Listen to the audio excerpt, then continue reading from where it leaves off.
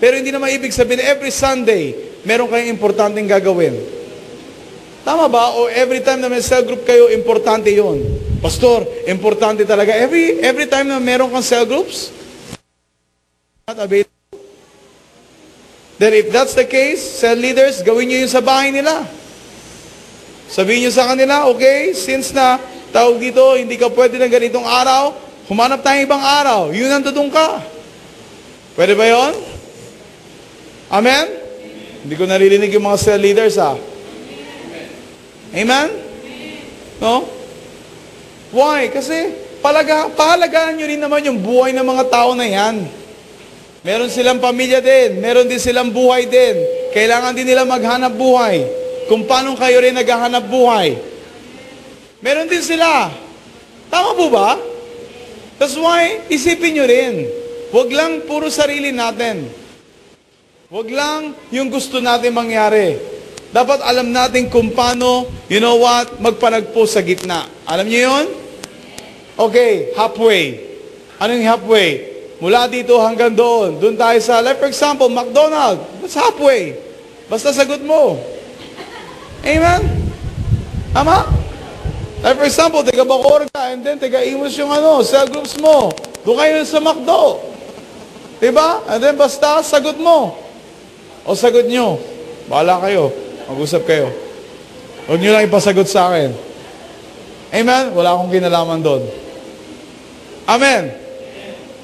No? Huwag nyo sabihin mainit. Okay, pumunta kayo sa SM. Doon kayo mag-cell group. O sa Robinson, maluwag. Walang tao. O gusto nyo walang tao, FRC. Doon, sa 3rd floor. Marami doon. Oh, wag lang kayo mag-ghost hunting. Okay? Amen? Diba? Naunawa niyo ba yung sinasabi ko? Church, nagkakaintindihan po ba tayo? Please, i-connecta nyo ng maayos yung sarili nyo in this church. Hindi, okay, konektado ba ako? Oo, konektado, pero parang malabo-labo. Okay, please, kung sa tingin mo malabo-labo, this time, linawan mo yung connection mo. Hindi ngayon, konektado ka, tomorrow wala na. Then next day, you know what, mag-a-apply ka ulit for reconnection. Hindi yan valid. Tama ba?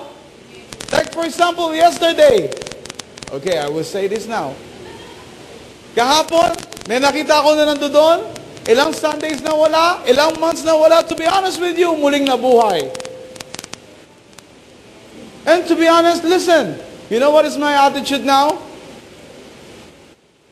No? If you think, no, I am your pastor. Kung sa tingin nyo, ako ang inyong pastor, please, matuto kang makinig. But kung sa matagal na panahon, nagsasalita ako sa buhay ko at nakikita ko na binabaliwala mo yung sinasabi ko, darating ang araw at dumarating yung araw na yon. I tell you, na hindi na kita pakikialamanan at wala ka ng kahit katiting o salita na maririnig sa aking bibig. And to be honest with you, malapit-lapit na rin na makalimutan ko sa panalangin. To be honest, to cover you in prayer also. I can say that. Why? It's because that is what? No, karapatan ko yun. That is my discretion. Did you get this?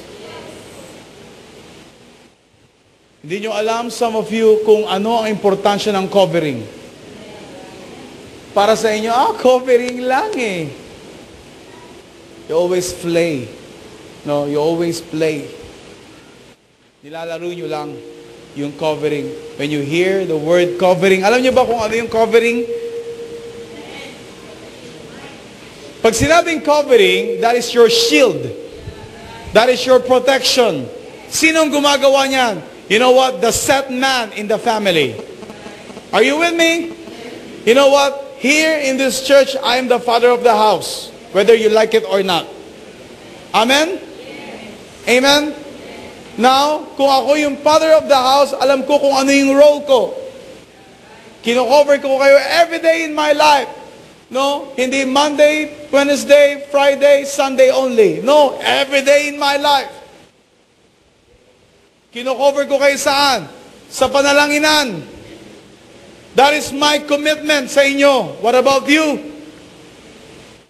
Iparamdam nyo sa akin yung commitment nyo in this church. Amen. Amen. So be honest.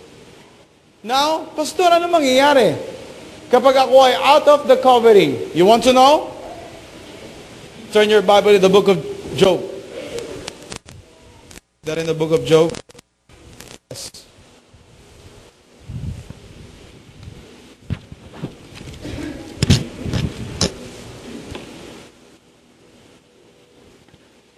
Job 1.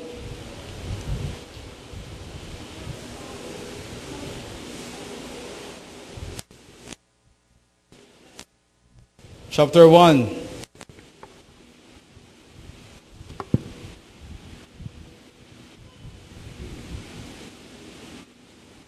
Are you with me? Okay. Verse 7. 6. Dumating ang panahon na ang mga anghel ng Diyos harap kay Yahweh. Kasama si Satanas. Are you with me? Amen? Tinanong ito ni Yahweh, ano ang gawain mo ngayon? Can you imagine, even si Satan may gawain? What about you? May gawain ba kayo? Be sure. Amen? Tinanong ito ni Yahweh, ano ang gawain mo ngayon? Nagpaparoot pa rito sa lahat ng sagot ni Satanas. Anong ginagawa niya? Sa madaling salita, binibisita kayo. Sa madaling salita. Okay? Verse 8. Napansin mo ba ang lingkod kong si Job? Sino may sabi? Tanong uli ni Yahweh. Wala siyang katulad sa daigdig. Malinis ang kanyang pamumuhay. Siya'y mabuting tao. May takot at may takot sa akin at hindi gumagawa ng masama. Dugtong pa ni Yahweh. Look at here on verse 9. Sumagot si Satanas. Are you ready? Si Job kaya ay matatakot sa iyo ng walang dahilan. 10. Bakit nga hindi siya matatakot sa iyo? Gayong pinagpapala mo siya. Iniingatan mo pati ang kanyang sambahayan at ari-arian. Where is the covering? That. Where is the covering there? I mean. Did you get that? Anong hamon ni Satanas? You want to know? Sabi niya, 11, subukan mong huwag siyang pagpalain, bagkus ay sirain ang lahat niyang tinatangkilik, kundi kanya sumpain. See? Did you get that? Job's life is under God's protection. For your information. Job's life is under God's covering. Para sa inyong kaalaman. Amen? Sa madaling salita, on that chapter, ipinapakita hindi lamang kung paano naging faithful si Job sa kabila ng kanyang pinagdaraanan, but right now, I can tell you these things also. You know what? If I'm going to explain this to you now, no, where is the covering? That is one of our classic example of covering or spiritual covering. Amen. Karamihan ng mga miyembro ng church ngayon, I tell you, walang pakialam sa covering. Amen. Basta ang alam lang, attend ako ngayon, bukas hindi.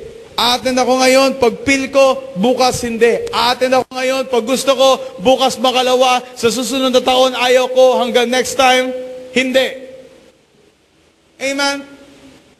Kapag nakaramdam ng sakit, I tell you, dun babalik. Then God bless you.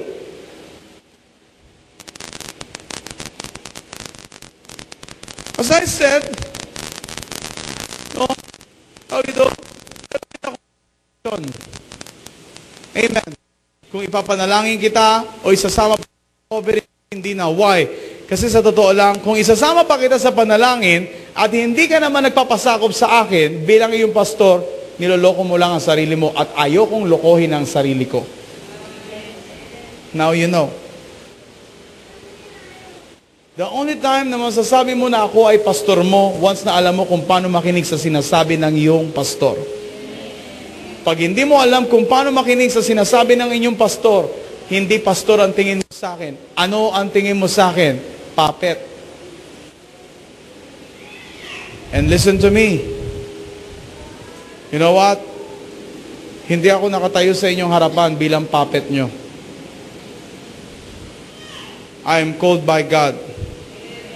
Hindi nyo ako tinawag. Ang Diyos ang tumawag sa akin. And I know that. Malinaw po sa atin?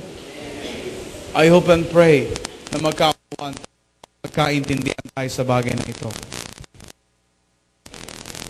For information, you know what? Ang pagmamahal ay hindi lamang ipinapakita sa physical.